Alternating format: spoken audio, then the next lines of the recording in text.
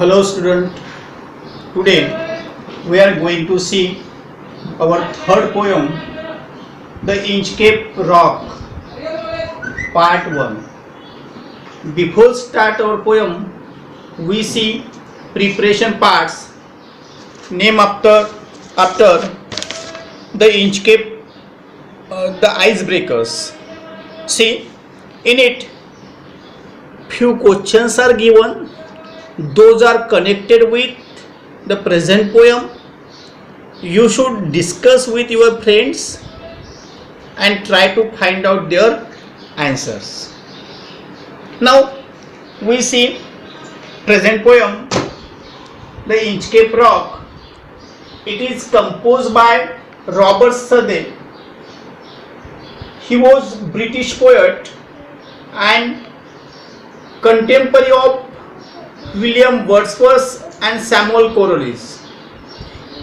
He composed different kinds of poems, including ballads and elegies. Now we see about the Inchcape Rock. Now, yes, I know various types of questions come in your mind. What is Inchcape Rock? So let's see about Inchcape Rock. Inchcape Rock, it is in sea near the Scottish Ireland. Where is? Near the Scottish Ireland. Inchcape Rock is like a reef. It is a reef, and its structure is like a spear-like structure, and so it is dangerous for ships. Those are sailing in the sea. And this poem is about that Inchcape Rock. Now we see poem. No steer in the air, no steer in the sea. The ship was as still as she could be. Her sails from heaven received no motion. Her keel was steady in the ocean. Yes, see how good lines composed by the poet. When our poem is started, yes, we see that she was so still and calm. There was not any type of motion in the sea. Means there was no air. Air was calm, and due to that there was not any movement in the sea. The waves in the sea were also calm, and due to that the ship which was traveling in that sea was also quiet. There was not any movement in the ship also.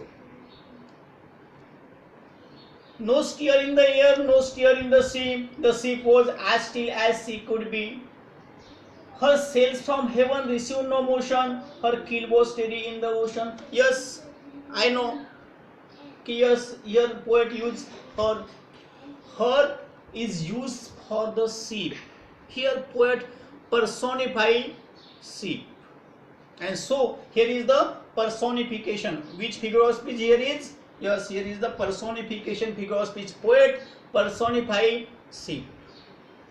So in the first stanza we see that the sea was very calm. There was not any movement in the sea, and due to that the ship which was sailing in the sea was also calm. The keel, her keel was steady in the ocean. Keel means the bottom part of sea, which was made up from the wood or iron. And yes, so ship was also steady due to the sea was calm. In the first stanza the poet used rhyming scheme which is AABB. Now see, CB, motion, ocean, means which rhyming scheme used by the poet in the first stanza? AABB. Now we see the second stanza. Without either sign or sound of their shock, the waves flowed over the Inchcape rock. So little they rose, so little they fell. They did not move the Inchcape bell. Now, yes, now in the second stanza, we come to know about Inchcape bell. What is the Inchcape bell? Inchcape bell was placed on the Inchcape rock. It is also called as a lighthouse. It is kind of lighthouse. That bell is also called as a bell rock lighthouse. And you know what is the function of lighthouse? Lighthouse give right direction to sailors as well as tell them about the dangerous situation. So that is the Inchcape bell. So that Inchcape bell was placed over a Inchcape rock, and that day the sea was very calm, and due to that the waves flowed over the Inchcape rock. So little there was, so there was not high tides, and those waves were falling on the Inchcape rock very smoothly, and due to that there was not any movement in the Inchcape bell. Students,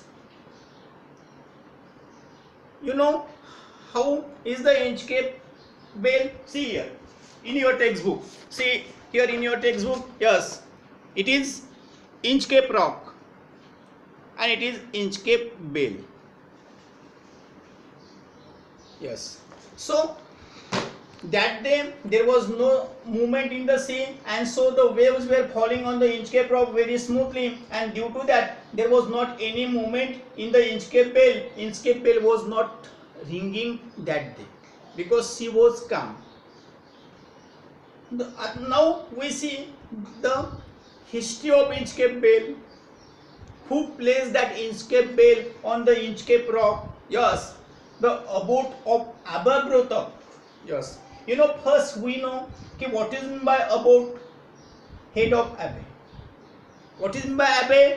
Yes, where the building where monks and nuns are living, that building is called abbey, and the head of that abbey is called as abbot. So the abbot of Aberbrothock placed that Inchcape bell, that bell on the Inchcape rock. Why did he place that Inchcape bell? Yes, to alert the sailors, to alert them about that reef, about that Inchcape rock. Because you know that if ship give dash to that Inchcape rock, yes, it is broken.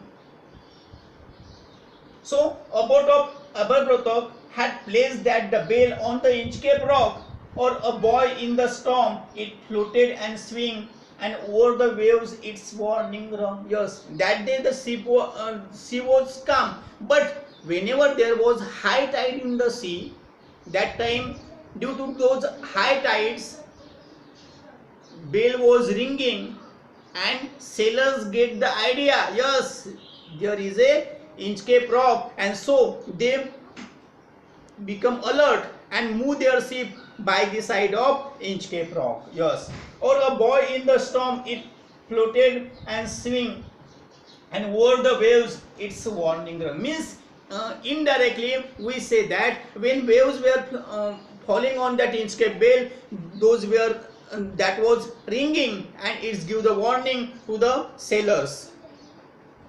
When the rock was hit by the surge's swell, the mariners heard the warning bell, and then they knew the perilous rock and blessed the abbot of Aberbrothock. Yes, so when there was high tides in the sea, when sailors were unable to see that Inchcape rock due to the high tides, yes, that time that bell was ringing, and then the sailors get the warning, and that time they gave bless to the abbot of Aberbrothock, because he placed that bell there, and this and due to that the sailors save their life, save their own life, and due to that they blessed, that means they gave thanks to the abbot. Now the next part we will see in the next period.